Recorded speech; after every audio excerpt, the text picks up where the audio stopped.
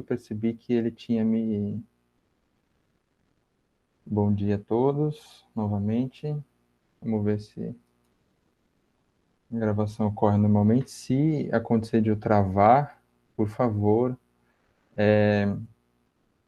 igual aconteceu na última, né? Liguem o microfone e me dêem um aviso aí, por favor. Eu acabo não percebendo.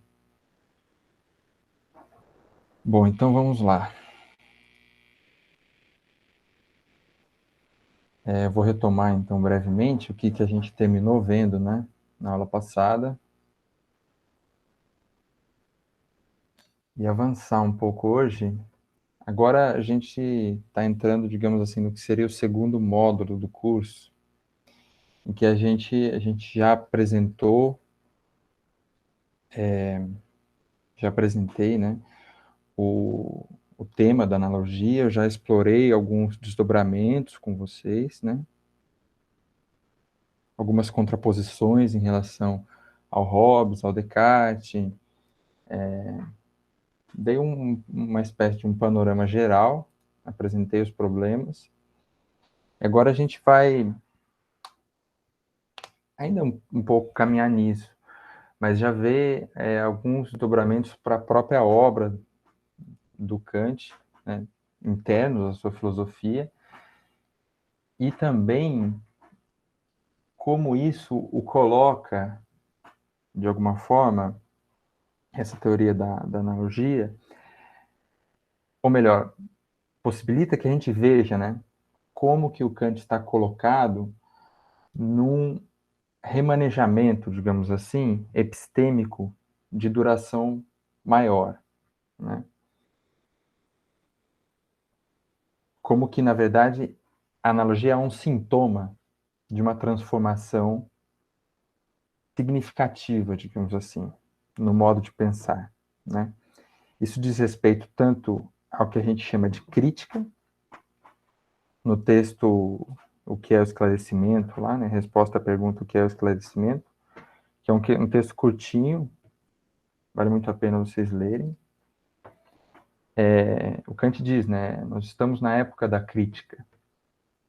Então, a analogia, a crítica dele, a analogia, diz respeito a esse movimento de época, da qual Kant ele é um grande responsável, né? Um ideólogo, digamos assim, da época da crítica. Mas não só, né? Não só é a época da crítica, mas a gente tem que ver também o que isso significa, né? E a analogia dá uma pista para a gente entender. Então, e aí na aula que vem, essa aula para apresentar esse tema da matésis, trabalhar algumas questões, e a aula que vem apresentar um pouco melhor isso, essa discussão, digamos assim, esse movimento das placas tectônicas, né? A gente está vendo os autores, a gente viu, digamos, os autores específicos na primeira parte do curso, e agora a gente vai ver como que esse problema, essa questão da analogia, ela nos mostra um pouco a movimentação das placas tectônicas, né? Fazendo uma analogia também, uma metáfora, que está por baixo, esse movimento mais amplo, onde os filósofos se situam, né? Um modo diferente de se situar.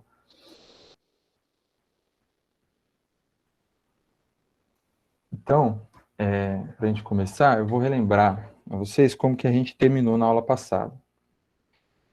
Eu recordo a vocês que a gente terminou com uma leitura, uma nota que tem no parágrafo 90 da Crítica da Faculdade de Julgar, né?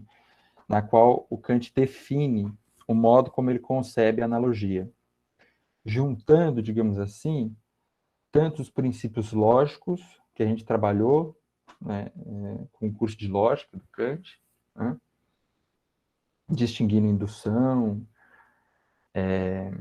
inferência indutiva, né, da inferência analógica, como também alguns princípios da sua filosofia transcendental, como a gente viu, por exemplo, a partir do parágrafo 59, que foi o que eu usei para tratar com vocês do simbolismo, a sensibilização de determinados objetos, que é feita por uma analogia, né? Que é aquela questão da forma da reflexão que eu enfatizei com vocês. Então, o parágrafo 90, ele, de alguma forma, ele une essas duas perspectivas, né? E vocês devem se lembrar, então, que depois de Kant fornecer a sua concepção de analogia, ele dá um exemplo. Quer dizer, ele analisa, né, um exemplo, uma analogia, né? E a analogia que ele toma de exemplo, ela é muito significativa porque ela conversa com uma polêmica que existe, na verdade, desde a antiguidade, talvez desde sempre, né, acerca da distinção entre o ser humano e animal, acerca da presença da razão nos animais. Mas logo na sequência desse exemplo, né, ele já emenda uma outra analogia, que nós abordamos apenas parcialmente na aula passada. Então, eu vou reler esse trecho para a gente recordar. Então, depois dele dizer que os animais não são máquinas, como pressupunha o Descartes, ele diz: do mesmo modo, posso pensar a causa suprema do mundo, a causalidade da causa suprema do mundo, melhor, comparando os seus produtos conforme afins no mundo com as obras da arte humanas, por analogia com um entendimento, mas não posso inferir essas suas propriedades por analogia, pois aqui falta justamente o princípio da possibilidade de tal modo de inferir. Esse trecho da sequência foi o que eu comentei mais na aula passada. Qual seja o paritas rationis, para contar o ser supremo e o ser humano, no que diz respeito às suas respectivas causalidades, como parte de um mesmo e único gênero. Enfatizei bastante com vocês essa questão do gênero, né? A causalidade dos seres mundanos, que é sempre sensivelmente condicionada, inclusive a causalidade pelo entendimento, não pode ser transferida a um ser que só tem em comum com aqueles o conceito genérico de coisa em geral. Falei bastante também nessa questão, né? Conceito genérico de coisa em geral. Ter só isso em comum não basta para a gente fazer analogia. Então, mas o que me interessa agora comentar é essa primeira parte. Essa parte que ele fala. Do mesmo modo, posso pensar a causalidade da causa suprema do mundo, comparando seus produtos conforme afins no mundo com as obras da arte humanas. Tem gente entrando aqui. Por analogia com o entendimento, mas não posso inferir essas suas propriedades por analogia. Tá? Então, eu posso pensar, mas eu não posso inferir as propriedades.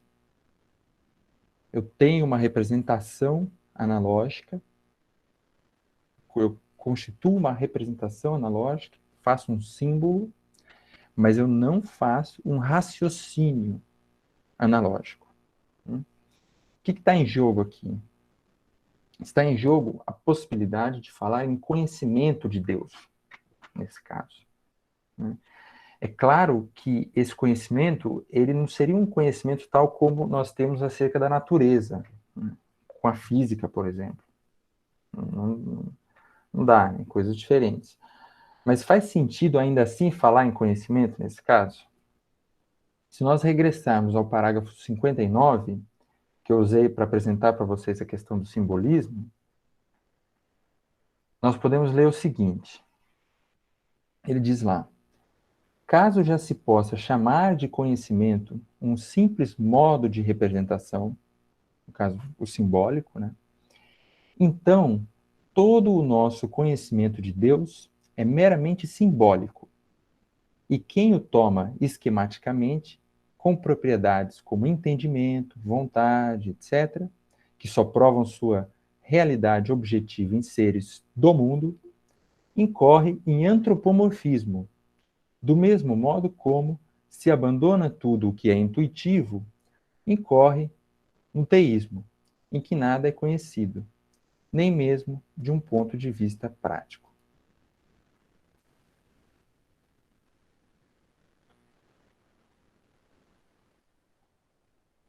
Então, para relembrar, esse parágrafo, a gente já fez essa citação, esse capítulo, né? O texto é dividido em parágrafos, mas na verdade são capítulos. Ele começa nesse capítulo distinguindo o modo de representação esquemático do simbólico, né? O esquemático seria aquele modo em que o objeto ele é determinado, em que existe uma intuição sensível correspondente ao conceito do entendimento. Seria no esquemático onde a gente fala em conhecimento no sentido forte do termo, né? Isso fica explicado lá na Crítica da Razão Pura.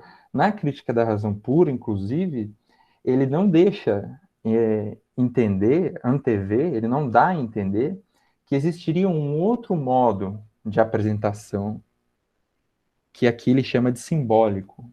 Então essa é, digamos, uma inovação que esse capítulo traz, né?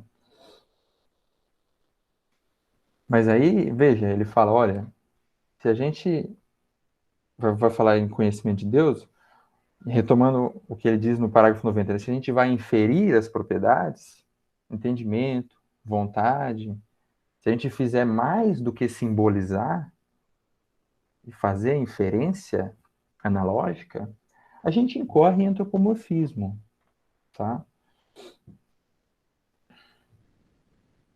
Então, seria um erro, na verdade, né? Quando o que a gente está fazendo, nesse caso, seria tentar um conhecimento, uma exposição esquemática da ideia de Deus, o que é uma subrepetição. A única coisa que dá para a gente fazer com essa ideia é o conhecimento simbólico. De um modo análogo, né, por exemplo, se dissermos que o avanço no conhecimento do Estado despótico, ao compará-lo com o moinho manual, né, comparando, por exemplo, a arte humana com a arte divina, eu faria algo parecido, né? Lembra esse exemplo que ele usa, né? Eu comparo o Estado despótico com o moinho manual. Nesse caso, analogamente, né, eu comparo a arte humana com a arte divina. Mas eu ganho em conhecimento com essa comparação, né? Vocês lembram que quando eu falei que a analogia era como se fosse uma equação, em que o objetivo seria passar a conhecer o quarto termo, que é uma incógnita, né? Não acontece assim aqui, não dá para ser assim, né? Você não chega a desvendar nada. O que você faz aqui é simplesmente ilustrar, né, algo que você não conhece com alguma coisa que você conhece melhor. Isso é o que dá para fazer sem cair no antropomorfismo, né? Então a gente vai concordar que isso é um tipo de conhecimento, se a gente ainda quiser falar em conhecimento, bastante específico, né? Que quase acaba apagando o sentido da palavra conhecimento, né? Quando eu falo que um Estado regido por leis internas é análogo a um organismo, eu corro o risco do quê? De biologizar o Estado, né? Porque eu contamino as formas como eu penso as duas coisas. Do mesmo modo, quando eu falo algo bastante despretensioso, que a gente fala todo dia, como por exemplo, né, que Deus esteja com você. Ninguém considera que se está incorrendo, por meio dessa frase, em antropomorfismo. Mas a gente tem que se perguntar nessa frase, que Deus esteja com você. Afinal, o conceito de situação se aplica à ideia de Deus? Como que um ser suprassensível pode ocupar um lugar?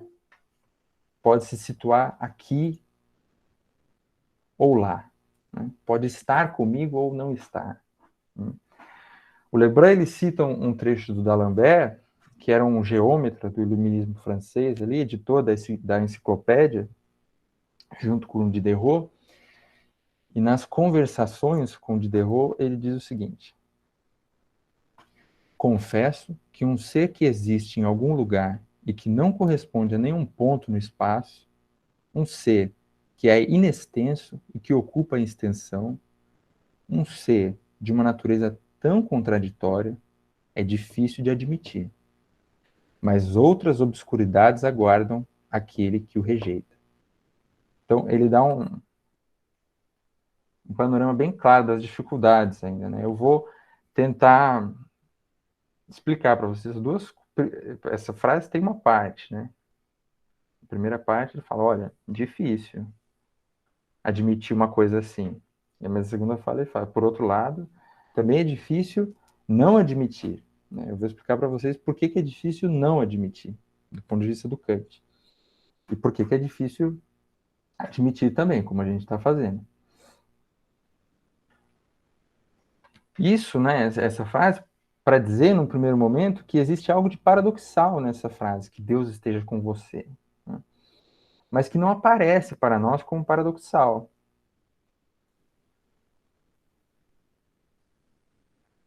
Porque simplesmente nós não prestamos atenção quando a gente diz. Nós não nos perguntamos o que essa frase significa. Né? Só repetimos por hábito. A gente conhece a crítica ao antropomorfismo desde os antigos. Eu tentei achar, na verdade, uma frase, eu acho que é o Diógenes de Laércio que veiculou essa frase. Mas como eu não achei, eu peguei de um cético do século XVII que expressa mais ou menos a mesma ideia. Que é aquele trecho lá que diz: a topeira imagina um deus cego, a águia um deus voador, o delfim algum tritão batendo nas águas. Transpondo para o nosso caso, um ser com entendimento imagina um Deus que também possui entendimento. Um ser com vontade imagina um Deus que possui vontade. Um ser sensível imagina um Deus com propriedades igualmente sensíveis. Então, o que o Kant assinala é que com essas afirmações, o que se está fazendo é uma simbolização. Né? Mais que uma simbolização, na verdade. Você está transpondo, né?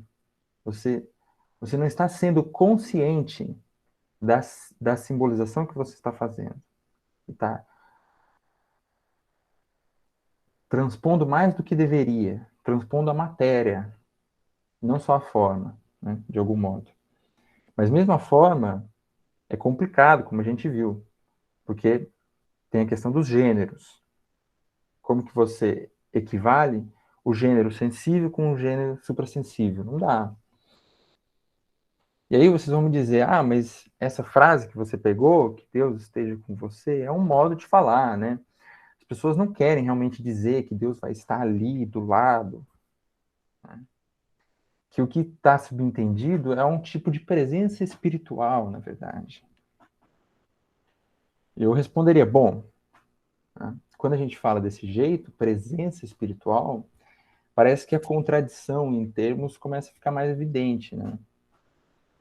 Porque presença, espírito, também não funciona. Né? E aí eu responderia igual o Kant responde, numa obra antiga dele, Os Sonhos de um Visionário. Eu acho que é ali de... não lembro a data. Ou é na década de 1760, ou é na década ainda de 1750. Eu acho que já é em 60. As críticas, a crítica da razão prática que a gente trabalha, a crítica da faculdade de julgar, que é a obra que eu estou mais trabalhando com vocês, é de 1790, então 30 anos atrás, mais ou menos. Kant estava dizendo o seguinte: não sei se há espíritos. Melhor ainda, não sei nem mesmo o que significa a palavra espírito. Esse é o problema, na verdade. O que significa essa palavra? Se esse conceito fosse extraído de nossos próprios conceitos de experiência, haveria um procedimento fácil para torná-lo distinto. Bastaria apenas indicar os próprios signos que os sentidos nos revelaram em seres dessa espécie, e pelos quais nós os distinguimos das coisas materiais. Ora, mesmo quando se fala de espíritos, duvida-se da existência de tais seres. E procurar-se-á, aí já é o Lebrun, né? Conectando as duas citações. E procurar-se-á em vão dar à palavra um suporte intuitivo. Vós pensais em um ser simples que dotais ao mesmo tempo de razão. Ser simples, no caso, está falando da matéria. Um ser que tem matéria, que você dota ao mesmo tempo de razão. Mas isso preencherá a significação da palavra espírito? Quer dizer, quando a gente tenta dar conta dessa palavra, tem gente querendo entrar. Quando a gente tenta dar conta dessa palavra, a gente acaba incorrendo numa espécie de contradição. Então vejam, não se trata aqui, né, no Kant, de uma espécie de descrença gratuita, nem de uma implicância, nem de um ceticismo incorrigível. O Kant não é o Hume. O Hume, tudo bem, dá para dizer que é cético, mas o Kant não tem essa pegada. Né? Trata-se, na verdade, de verificar até que ponto as palavras que empregamos têm algum sentido. Quando eu falo círculo quadrado, o absurdo vem à mente de todos. Por quê? Porque o objeto designado por essas palavras é inconcebível. Eu não consigo construir na minha imaginação um círculo que seja ao mesmo tempo quadrado. Vocês podem tentar aí depois. Agora, quando eu falo presença espiritual, eu não acho estranho que eu não consiga representar essa ideia na minha imaginação. Né? O que vem à mente quando vocês pensam nessas duas palavras? Não vem nada, né?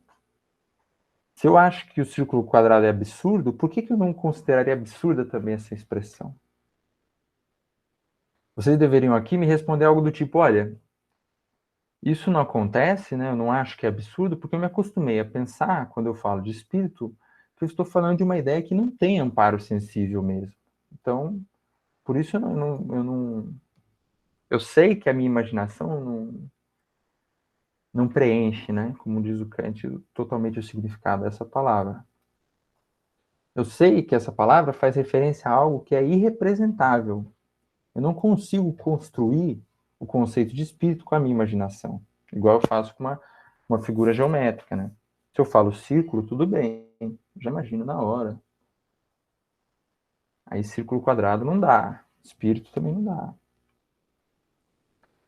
Né? Só que são justamente esses objetos que você não consegue construir na imaginação, que você não consegue se representar, é desse tipo de coisa que se ocupava primordialmente a filosofia até o Kant. E é por isso o que o Lebrun diz. O metafísico está condenado, assim, ao conhecimento do geral em abstracto. É-lhe impossível recorrer a esse alívio importante que consiste em servir-se de signos singulares no lugar dos conceitos gerais das próprias coisas. Esse tema é retomado na disciplina da razão pura. O filósofo está privado do benefício da figuração sensível e da construção característica que apresenta os conceitos, particularmente aqueles de relação entre grandezas e signos na intuição. O Lebrun faz uma comparação que existe mesmo no Kant. O Kant escreve um ensaio em que ele tenta distinguir o procedimento metódico da filosofia com o procedimento metódico da matemática. E o que acontece é que a matemática tem a imensa vantagem, como ela constrói a sua própria linguagem, se a gente se lembrar lá da Schlanger, ela também dizia isso, né? Qual que é o problema das ciências que ela diz que são discursivas? As ciências discursivas, elas não constroem a própria linguagem, igual a matemática, que tem os seus próprios símbolos. Né? O Kant, ele também enxerga isso. Porque como a matemática constrói os próprios símbolos, A geometria, por exemplo, ela constrói as imagens muito facilmente. Elas são áreas do conhecimento que elas conseguem ter um controle sobre a própria linguagem, né? Então, se existe alguma dúvida, ela modifica a simbologia. Se existe alguma dúvida na geometria, ou com alguma definição, você tenta construir a figura. E aí você resolve o problema, né? E vê se aquela definição era exata ou se não era exata, né? Agora, a filosofia não tem como fazer isso. O caso é ainda mais grave, porque como não se trata de conceitos empíricos, se você forma um conceito, igual o exemplo que eu dei, o conceito de cadeira, você tem representação de um exemplar de uma cadeira. Se você está tendo uma dificuldade de explicar para alguém o que você está entendendo por cadeira, ou no caso, no exemplo que eu dei para vocês também, quando eu estava fazendo a cadeira, né, se eu estou tendo dificuldade em explicar para alguém o que é esse objeto, no limite, eu sempre tenho a possibilidade de apontar com o dedo. Dizer, olha, é aquilo ali, tá vendo? Aí eu pego uma outra diferente dela e falo, isso aqui também é aquilo. Aí a pessoa vai entender que eu não estou falando só daquele objeto, estou pensando numa palavra que engloba vários objetos, né? O gênero das cadeiras, né?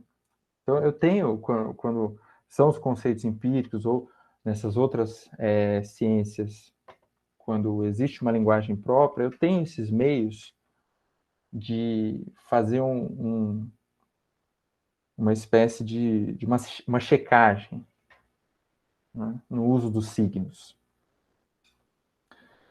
Agora, qual que é, então, a desvantagem de não poder figurar sensivelmente os conceitos? Que é o que o Leber diz que a metafísica não consegue fazer. A imensa desvantagem é que na impossibilidade de você referir claramente esses conceitos a alguma intuição, você fica impossibilitado de poder decidir se essas palavras se referem a alguma coisa ou não. Ou se, na verdade, elas não se referem a nada. A que se refere círculo quadrado? Não se refere a nada. Você fica impossibilitado de saber se essas palavras significam algo, né? E aí, eu sinto dizer, mas o dicionário também não vai poder ajudar vocês com esse problema, né? Eu pergunto, o que é, afinal, significar? Eu tenho uma resposta bastante simples para essa pergunta, que foi tirada de um artigo de um professor já aposentado da USP, que vale muito a pena ser lido, se chama Rubens Rodrigues Torres Filho. Ele diz lá simplesmente, assim, no meio da argumentação, ele não se detém nesse ponto, ele fala simplesmente, olha, significar é sair do signo. Quando uma palavra tem um significado, você imediatamente é remetido à representação da coisa da qual a palavra é signo. Então, quer dizer, você não fica no signo. A sua mente, ela não para na palavra. Ela vai direto para a imagem. A palavra, nesse sentido, quando ela significa muito facilmente, quando ela tem uma significação muito bem atrelada a ela é quase imperceptível, né? Você não se detém na palavra. Você já lê a imagem da coisa, já vem. E aí, quando se trata de uma palavra como espírito, o que vem à mente? Você pode ser enviado a algum tipo de assombração. Algum dia que estava dormindo, você abriu o olho, achou que viu um vulto lá, né? Ou se você já presenciou algum tipo de incorporação desse tipo. Mas aí,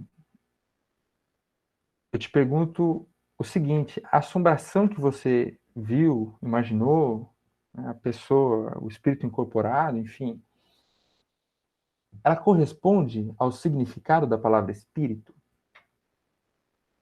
Porque, olha, se você viu e tinha uma forma determinada, já não é espírito. Você não apreendeu o espírito. Você aprendeu outra coisa, né? Então, o dicionário ele nos ajuda a colocar o problema, não a resolver. vocês poderiam me perguntar, se essas palavras, então, não significam nada de determinado, que isso é uma questão também. O Kant, ele fala, isso é vazio de significado. Né? E as pessoas ficam pensando, mas o que é vazio? Mas, na verdade, quando eu falo espírito, tem um significado. Mas o que o Kant está dizendo, quando ele fala vazio, ele quer dizer o seguinte, o significado é indeterminado. Existe uma indeterminação muito grande acerca desse conceito. Né? Essa indeterminação que ele chama de vazio. Porque para a gente apreender uma coisa, a nossa atividade de aprender, ela é uma atividade de determinar algo. Na medida em que a gente não consegue determinar, quer dizer que esse algo, ele não é exatamente um algo. Ele não tem fronteiras. Né? Ele é uma coisa esparsa. Então, quer dizer, o nosso entendimento ele não consegue abarcar o objeto quando a gente diz que ele é indeterminado. E é por isso que ele diz que é vazio, porque no fim das contas ele não significa nada para nós, específico. Para significar tem que ser específico, tem que ter justamente esse ato de determinação. Não sei se me faço claro. Então, vocês poderiam me perguntar, se essas palavras não significam nada de determinado, qual é a razão delas povoarem os dicionários há tanto tempo? Não, faz tempo que essas palavras estão no dicionário, né? Não é uma invenção recente. Né? E mais, esses termos, eles são objeto de estudo das pessoas mais capacitadas intelectualmente durante milênios já. Né? Hoje em dia menos, mas no passado muito. Isso não pode ter acontecido por um simples acaso. Né? Não pode ter sido uma simples confusão.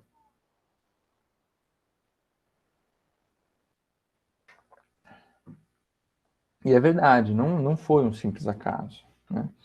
E aqui nós chegamos num ponto que é fundamental para a ideia da crítica do Kant.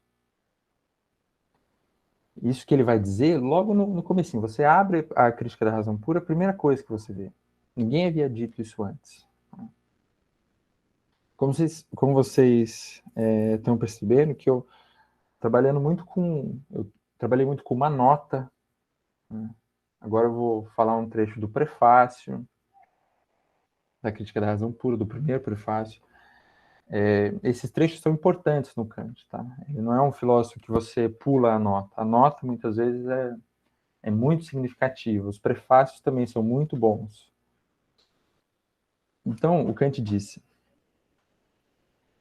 a razão humana tem o peculiar destino, em um dos gêneros de seus conhecimentos, de ser atormentada por perguntas que não pode recusar, posto que lhe são dadas pela natureza da própria razão, mas que também não pode responder, posto ultrapassarem todas as faculdades da razão humana.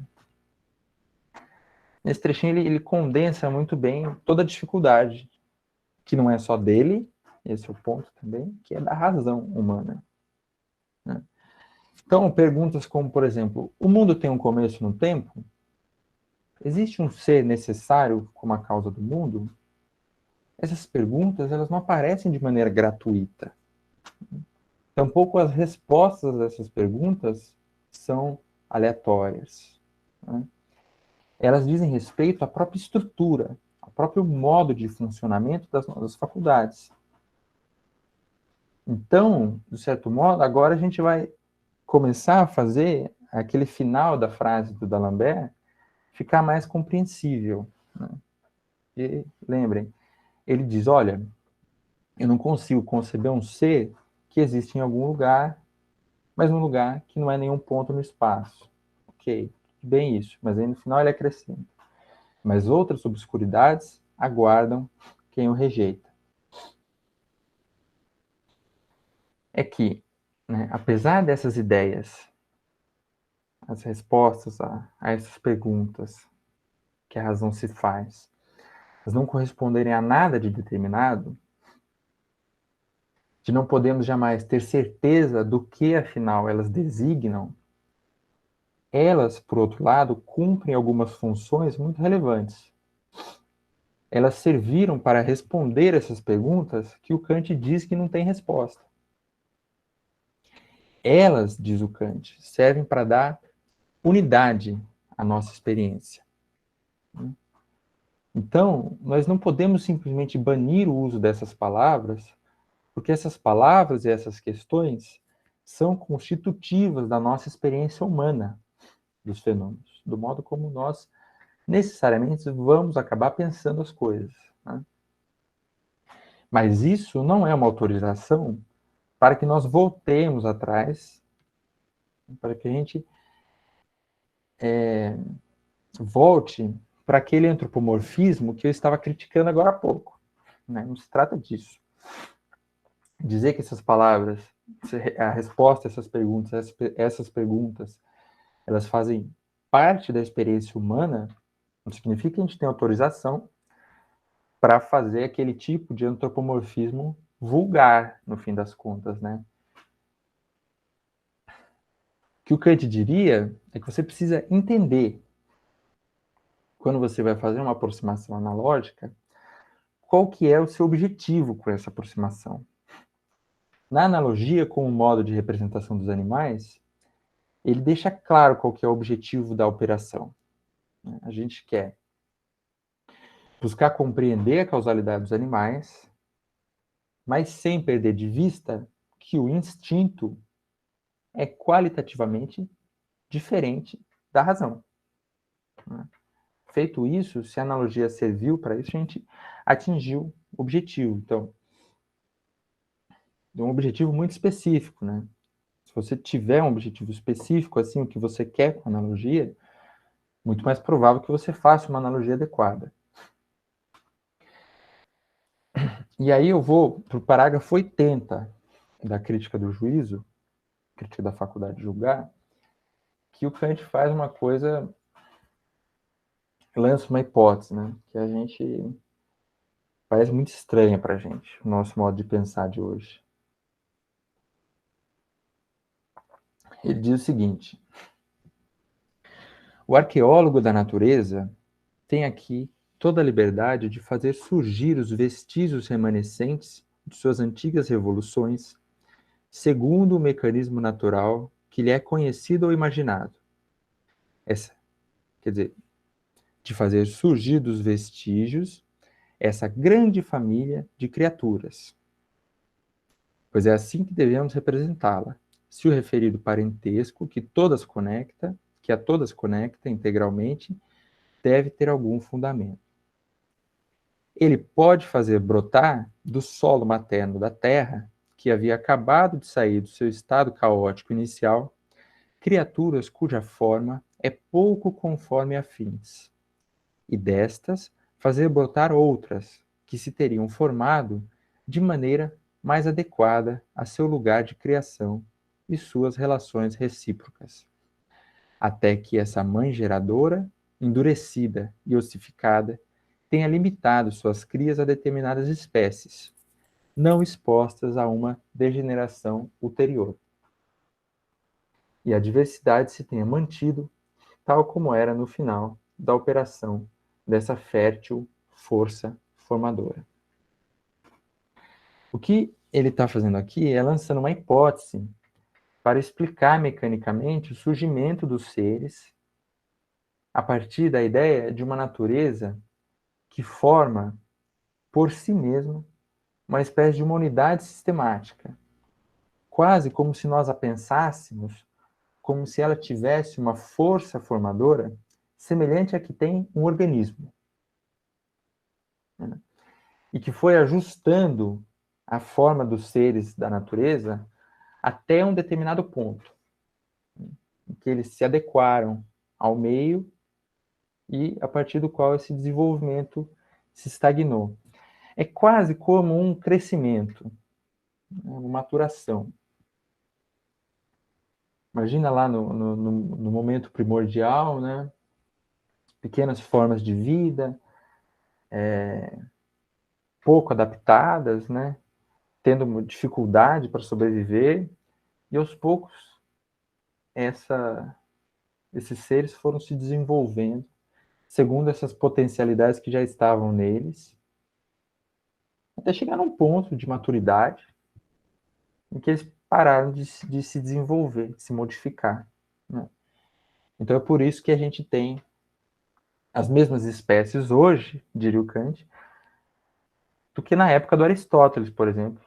São os mesmos seres que a gente tem, né? Então,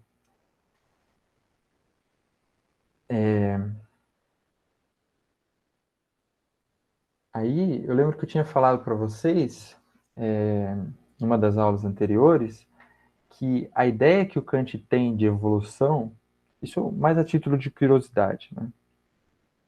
É diferente da ideia que nós temos de evolução com o Darwin, né?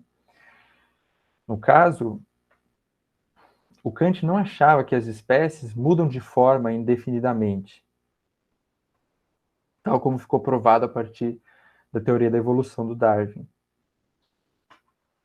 A única explicação que para ele, naquela época, se equilibrava entre o acaso, uma explicação explicar pelo acaso e uma explicação totalmente fantasiosa,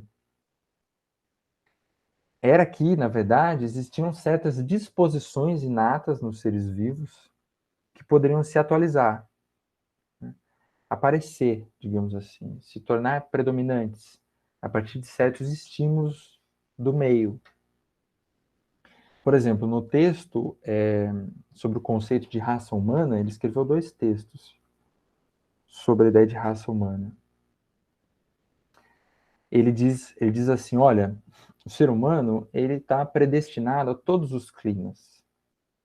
Não tem um clima específico que o ser humano precisa viver naquele clima. Não, ele pode viver no planeta todo.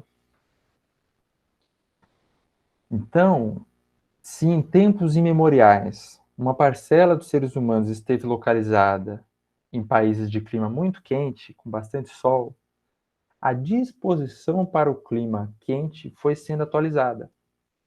Então, eles foram adquirindo o tom de pele negro. Entendeu? Essa é como o Kant explica as raças humanas.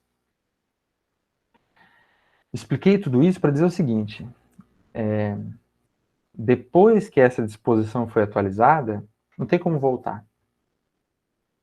E não tem como avançar também. É fixo. Entende? Ao contrário do que alguns contemporâneos seus achavam, ele não achava que existiam diferentes espécies humanas. Ele achava que existia uma única espécie humana, com apenas diferentes raças. Esse ponto de vista moderno, digamos assim, ou mais moderno do que os seus contemporâneos do pensamento do Kant. E com as espécies animais, o mecanismo de desenvolvimento é mais ou menos esse que eu expliquei, né? Que ele explica das raças, é mais ou menos esse para as espécies também. Eles se desenvolvem numa certa direção até um determinado ponto e depois a espécie cessa de se modificar, né? Essa hipótese, então, que ele está aventando no parágrafo 80, ela serve para dar corpo à ideia de que os animais não foram criados prontos, que a natureza tem um papel. Na verdade, ele tenta não falar em criação, porque a essa altura já estava bem claro para o Kant e para todo mundo que fosse newtoniano, né, que esse assunto não leva a lugar nenhum, a gente não consegue concluir nada especulando a respeito da criação do mundo, né? Então, essa hipótese serve para não falar da criação, para evitar. Para não pensar, como eu disse, que os animais foram criados prontos. Serve para pensar que alguma autonomia foi deixada para a natureza. Então, é permitido pensar que os animais tinham uma forma pouco conforme afins, pouco adaptada, e com a interação com o meio, com o desenvolvimento próprio desses animais, um desenvolvimento previsto pelo desenvolvimento previsto pela própria constituição de cada um, eles foram adquirindo outras características, até que chegou num ponto de adaptação em que a modificação parou, né? Esse é o chamado fixismo do Kant. E como eu já fiz referência, isso é baseado em dados empíricos, tá? A gente pode falar assim, olha, mas hoje a gente tem outros dados, a gente sabe outras coisas, a gente sabe que não é assim, tudo bem. Mas na época do Kant, eram também os dados empíricos, de algum modo, que indicavam para ele que o caminho era esse.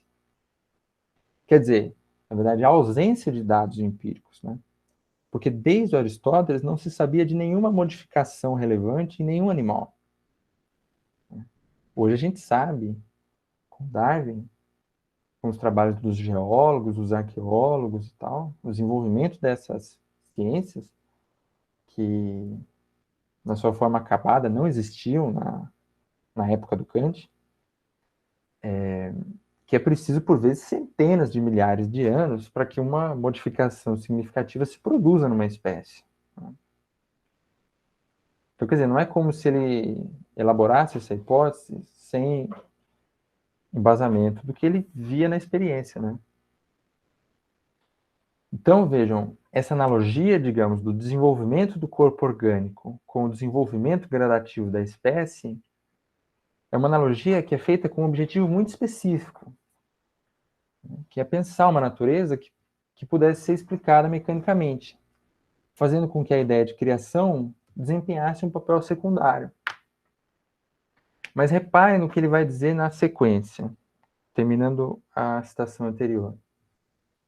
Ele diz assim: para isso, contudo, ele, o arqueólogo da natureza, né, tem de atribuir a essa mãe universal uma organização que seja conforme a fins, em vista de todas essas criaturas, já que, do contrário, a forma final dos produtos do reino animal e vegetal não poderia ser pensada no que diz respeito à sua possibilidade. Nesse caso, porém, ele apenas deslocou o fundamento de explicação, e não pode ter a pretensão de haver tornado a geração desses dois reinos independente da condição das causas finais. Quer dizer, era uma hipótese para explicar a origem mecânica, pelas leis do movimento e do choque, digamos assim. Igual o Hobbes e o Descartes, eles explicavam, né? O Descartes fez uma tentativa de explicar desse jeito, o desenvolvimento dos fetos. Muito fracassada, né? Porque justamente é essa dificuldade. Quando você tenta explicar essas coisas só mecanicamente, você acaba percebendo que você não consegue abrir mão de uma causalidade final para explicar esses objetos. A explicação mecânica seria apenas uma causalidade eficiente. Mas o que ele está dizendo, né? Então, ele usa essa linguagem figurada, né? Uma mãe cheiradora, para dizer, né, a natureza. Só que como que a gente vai pensar no surgimento de seres tão adequados ao meio, de seres com uma perfeição orgânica interna tão relevante, né? Como que a gente pensa o parentesco desses seres, toda a cadeia das espécies, dos gêneros? Como que a gente pensa isso se a gente não recorre à ideia de intenção, né? Se a gente não recorrer a esse tipo de explicação final, como se essa mãe geradora tivesse em si mesmo, de algum modo, uma predisposição, uma representação, talvez a gente não precise chegar tão longe a ponto de falar de uma faculdade representativa, né, da natureza, quase que personificando a natureza. Mas a gente acaba tendo que pensar como se a natureza tivesse a predisposição também, né, de algum modo, de desenvolver as suas crias, digamos assim, naquela direção, né? Porque a gente vê isso na teoria da evolução até hoje, né? Essa questão do ancestral comum, né? Pensa no ancestral muito arcaico, né?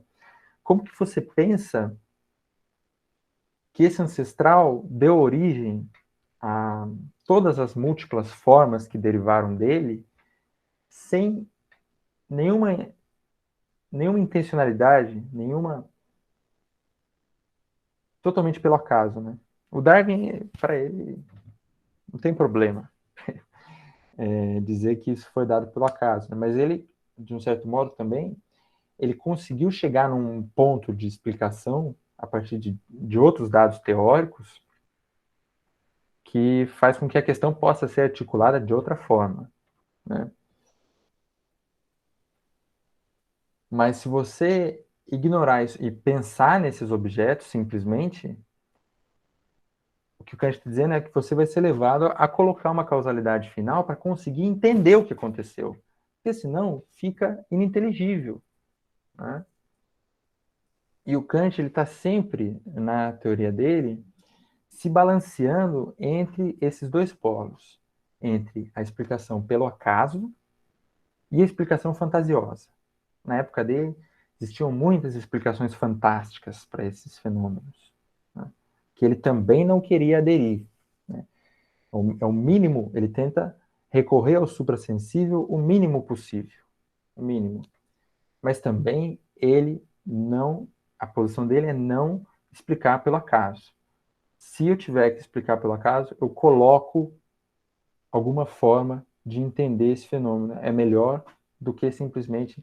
O acaso, para ele, é quase como é jogar a toalha, né? Se eu sou um filósofo e eu explico pelo acaso, se eu sou um teórico e falo, não, a causa disso é o acaso. Veja, eu estou dizendo, na verdade, o seguinte, a causa disso é que não tem causa, né? É jogar a toalha para ele. Então, ele não faz isso.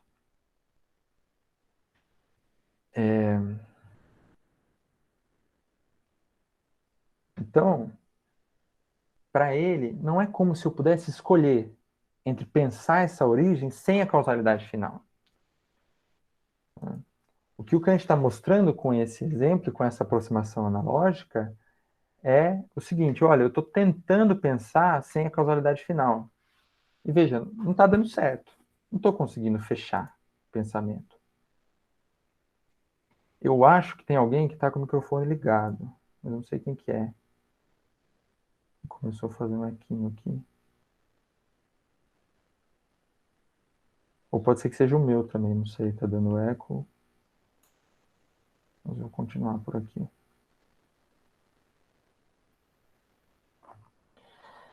Então, qual que é a ideia? É que para a gente pensar a unidade sistemática da natureza, a ideia de Deus, ela é como que exigida.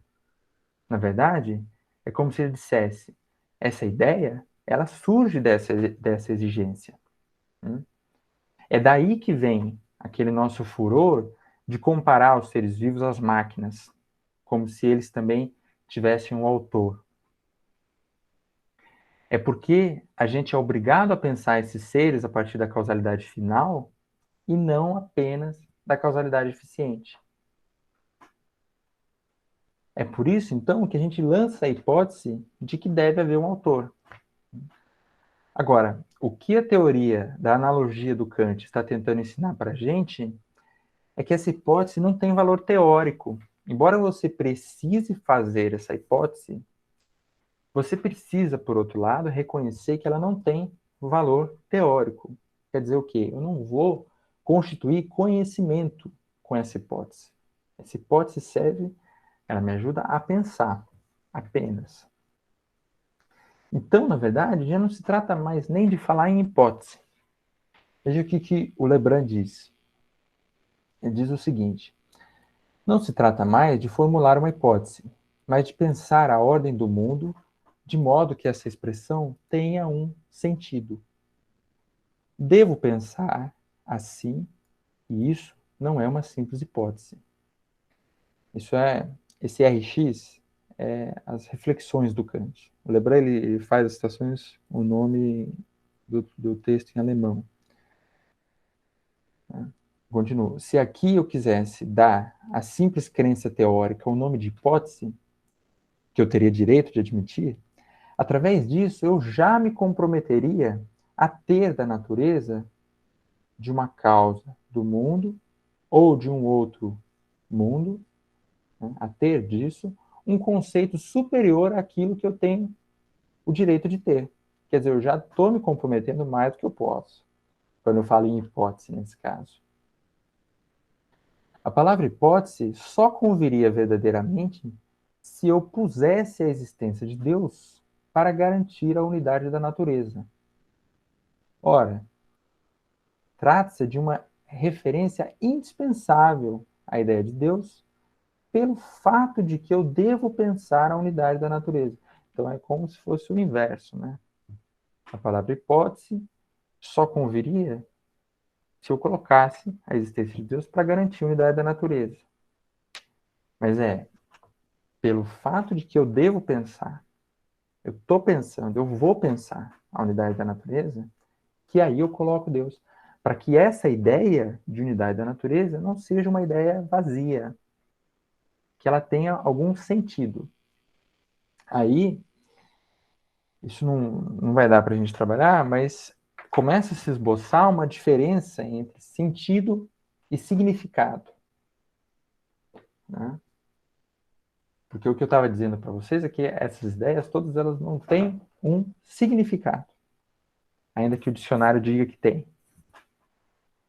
Mas aí o Kant, com a filosofia transcendental dele, ele vai assegurar que no uso transcendental dessas palavras, desses conceitos, eles possam ainda assim ter um sentido, né?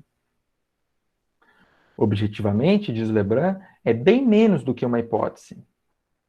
Subjetivamente, porém, é bem mais. Então, é bem mais do que uma simples questão de opinião. É um ato de fé doutrinal, do qual não devo esperar que ele torne inteligível a ordem do mundo. Não devo esperar que ele dê um significado à ordem do mundo, que ele torne inteligível, né? A investigação da natureza cumpre essa tarefa, mas simplesmente que ele me assegure que, mesmo se não mostro nada,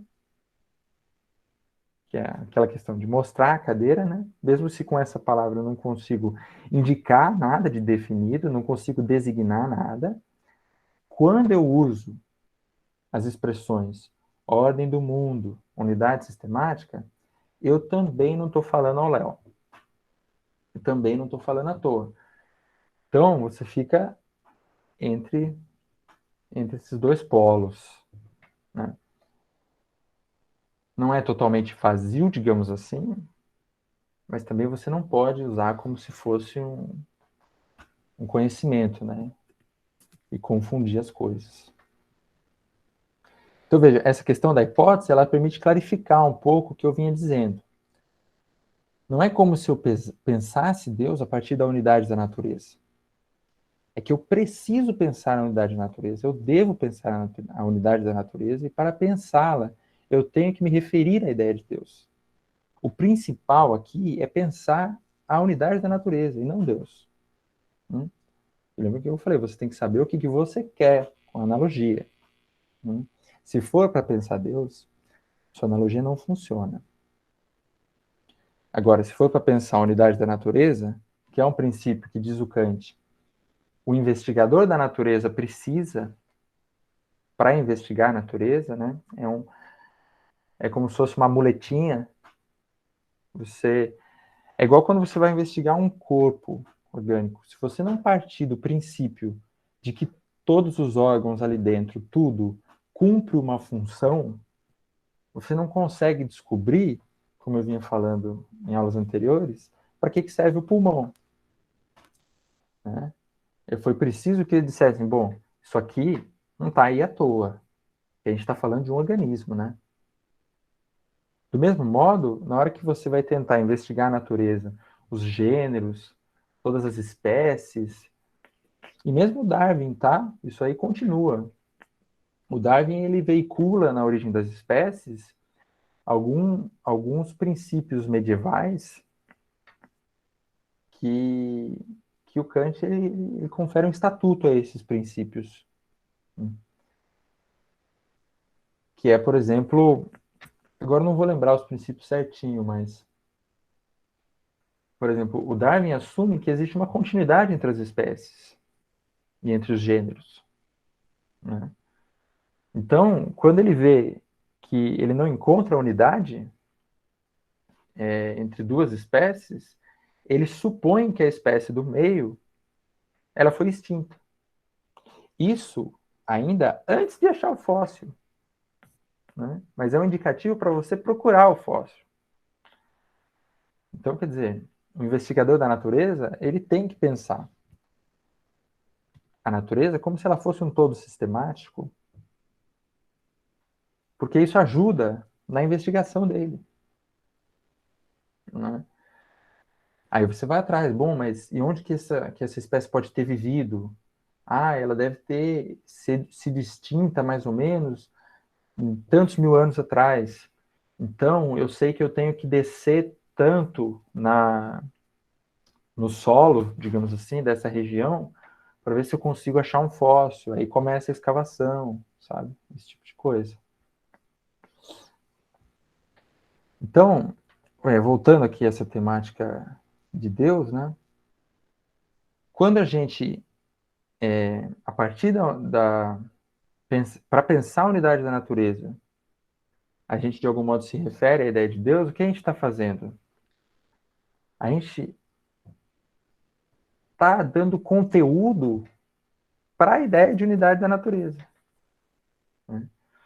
Ainda que seja usando uma outra ideia cujo conteúdo não está muito claro, né? Para cumprir, digamos assim, esse objetivo que a analogia nos pede. Então, se antes o que eu disse é que algumas analogias não têm valor teórico, e que o Kant está tentando dizer isso para a gente, o que se avizinha para o Kant é que algumas analogias, por outro lado, têm valor prático. Prático. Então, vejam o que o Lebrun já dizia, desdobrando um pouco isso. Diz assim: verossimilhança é conhecimento aproximado. E quando se trata de conhecimento de Deus, há aproximação em relação a quê? Não tem aproximação, porque a gente está no mundo sensível se aproximando do suprassensível. Não dá, não tem aproximação. Então não dá para dizer que tem conhecimento analógico de Deus, que existe alguma verossimilhança de Deus conosco. Então, quer dizer, você tem que jogar fora todo o antropomorfismo. E aí ele retoma o exemplo que o Kant dá e a gente trabalhou lá da lógica. É verossímil, pensa Kant, que os planetas sejam habitados, mas Deus não é subordinável a essa verossimilhança. E certo astronauta, acreditando que vale a pena assinalar que não o encontrou no espaço, ainda o honrará muito metodologicamente. E aí talvez seja uma falta de cultura geral minha. Eu não sei se na época da Guerra Fria lá, algum astronauta foi para o espaço, deu uma volta lá e voltando deu alguma entrevista e falou algo do tipo, né? Assim, olha, não achei Deus lá. Mas provável que ele esteja fazendo alguma ironia nesse sentido.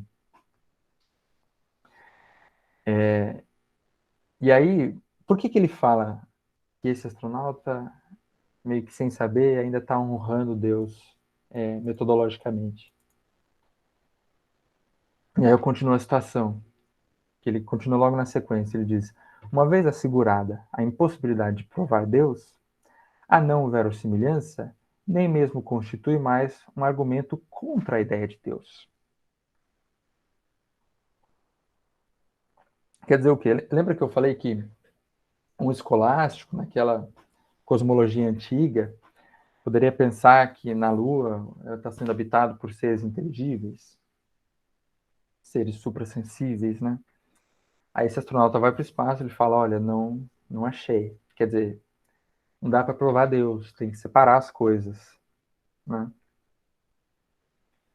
Então, lembra que eu disse para vocês também que não se tratava, no caso do Kant, de descrença nem de ceticismo. Que, de um certo modo, esses movimentos teóricos do Kant eles podem ser lidos até como uma defesa da crença em Deus. Isto é, na medida em que ele situa adequadamente qual que é o registro da crença, ele libera essa ideia das objeções dos céticos.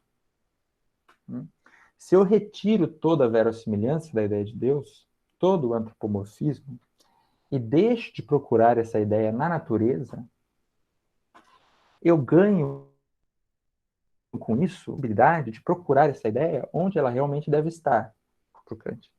No domínio da razão prática, não da razão teórica. Então, quer dizer, a analogia ela tem um papel muito importante de limpar o terreno, digamos assim. Ela não serve só para dizer, olha, esse raciocínio não presta, aquele raciocínio está errado, você está falando uma coisa que não tem sentido. Ela serve também para você se aproximar do que pode ser o sentido da coisa, né? E é por isso que nós usamos o verbo dever para falar, você deve conceber a unidade da natureza. Kant vai pensar isso como se fosse um imperativo moral, né? Mas não dá para a gente entrar aqui na filosofia moral do Kant, né? Não é objeto do curso e seria um curso de 2 anos, nem de um semestre.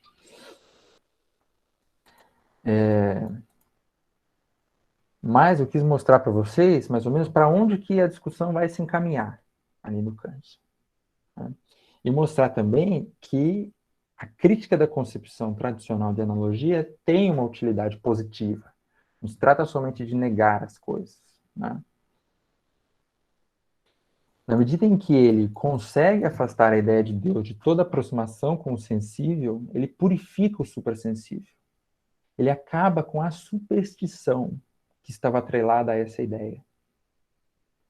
O religioso que leu Kant, ele não vai sair por aí falando, ó, que Deus esteja com você. Ou pelo menos, se ele sair falando isso, ele vai saber que ele está simplesmente reproduzindo um modo de dizer, né? Está fazendo isso por um hábito. Mas ele tem consciência já que as coisas se situam de um outro modo. Eu considero isso extremamente relevante, esse tipo de consciência. Porque quando a gente começa a estudar filosofia de algum modo e trabalhar com esses temas, a gente começa a ver que a forma como a população em geral adere à religião é uma forma extremamente supersticiosa. E sempre foi. E o iluminismo, desde sempre, né, ele se caracteriza justamente por isso, por uma espécie de do ponto de vista político, talvez seja essa até o maior embate dos filósofos do iluminismo, né? Combater a superstição. Se você quer ser religioso, não tem problema nenhum. O Kant, eu acho que ele era um grande religioso, no fim das contas. Embora o Deus dele seja bem diferente, talvez, com certeza, do Deus da tradição, do Deus da igreja. Mas ele era um homem com posições religiosas, né? Não tem problema nenhum você seja religioso. O problema é quando você mistura religião e superstição. E é uma mistura muito fácil de ser feita, né? Então, fazendo um balanço da aula de hoje, a gente chega à conclusão de que existem 2 juízos de valor a serem feitos a partir da analogia. Nós precisamos saber se a extrapolação analógica pode ter um valor teórico ou não. Se não tiver, nós precisamos ver se não existe a possibilidade de ela ter um valor prático. Mas, além disso, a gente não pode esquecer do que a gente já fez, né? Que foi avaliar o valor do procedimento em si. Que, agora a gente aprendeu, digamos assim, com a aula de hoje, que leva em conta também se a analogia tem o valor prático ou não, né? Mas para fazer essa avaliação, é preciso abandonar, como eu apresentei para vocês na primeira aula, comecei falando disso, né? Pelo menos por um momento, a perspectiva utilitária, meramente utilitária, da analogia. Porque se tudo que me interessa é provar um ponto e nada mais, eu só quero ter razão, né? Provar um ponto. Eu só quero convencer. Né? Então, eu não avalio corretamente os meios de que me utilizo para provar esse ponto. E esse exame prévio é justamente também uma característica do esforço crítico do Kant, que a gente chama de crítica. Né? E isso nos mais diversos aspectos. O dogmatismo que o Kant criticava, ele se negava justamente a fazer esse exame prévio. Não passava pela cabeça daqueles autores pensar que eles precisavam fazer um exame prévio. Né? Então, diz o Lebrun, ora, o dogmático recusa-se justamente a circunscrever os domínios no interior dos quais a analogia é convincente. O domínio também, no interior do qual alguma palavra tem sentido ou não. Só há diferença entre o grande e o pequeno, entre o sensível e o insensível, escreve Leibniz. Então, quer dizer, só tem uma diferença quantitativa, não qualitativa, para o Leibniz. Com essa condição, é certamente a mesma coisa concluir do objeto percebido ao objeto de uma percepção possível, do criado ao incriado. Se decide, com a matésis universalis, unificar ontologicamente todos os gêneros, o raciocínio por analogia é sempre possível, mas seu valor não está nunca garantido. O que podemos concluir de uma similitude se os termos que ela relaciona não têm em comum nenhum conceito genérico, senão o de uma coisa em geral? Aí, por último, ele cita aquela nota, parágrafo 90, que a gente começou a aula com ela. Né? Então, quer dizer, os filósofos, principalmente o Leibniz, né, mas esses filósofos dogmáticos, em geral, que o Kant chama de dogmáticos, eles fazem justamente o inverso do que o Kant se propunha a fazer. Eles unificam ontologicamente todos os gêneros. Eles pensam tudo sob o guarda-chuva de um conceito genérico de coisa em geral. E a partir disso, eles comparam tudo com tudo. Né? Justamente o contrário do que a gente está vivendo, né? Então, na próxima aula, a gente vai tentar ver o que é essa matéria universalis, o que o abandono dessa matéria universalis começou a significar para a filosofia. Esse tipo de posicionamento dogmático, que não sentia nenhum receio, né, digamos, de medir as coisas, todas as coisas, pela mesma régua. Né? Essa é uma tese. Desse modo, eu penso que vai ficar mais evidente ainda a importância da teoria da analogia do Kant. E tanto do ponto de vista da história da filosofia, como para introduzir a própria obra do Kant. Porque, se vocês perceberem, a gente já passou por diversos tópicos importantes durante as aulas da filosofia do Kant. Mas sempre medindo esses tópicos com o tema da analogia. Se eventualmente aqui existe alguém que nunca teve nenhum contato com o Kant, eu acho que esse curso, e a gente traçar um fio condutor com o problema da analogia, ele também serve para a pessoa ir se inteirando um pouco do espírito geral da filosofia do Kant, né? Porque, igual eu falei para vocês, a gente resvala no tema da filosofia prática do Kant, mas não dá para a gente trabalhar.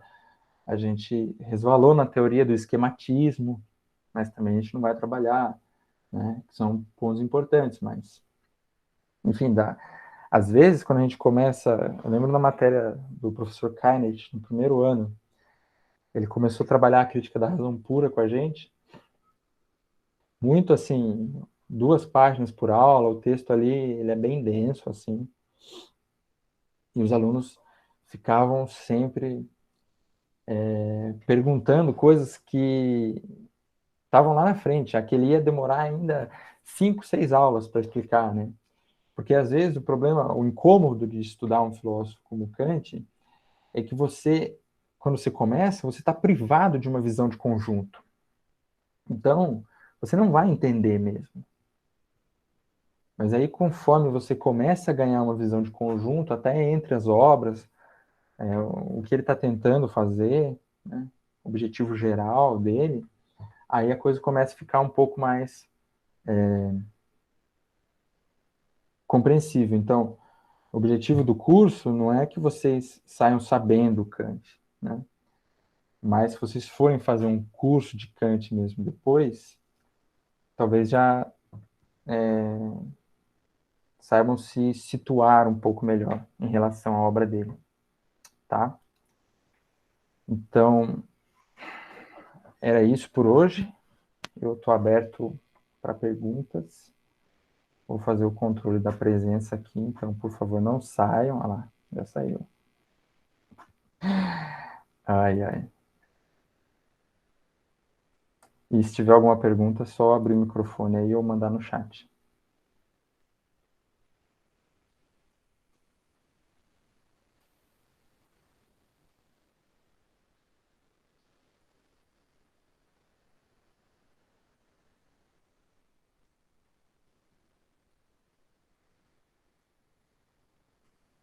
Eu vou parar a gravação também.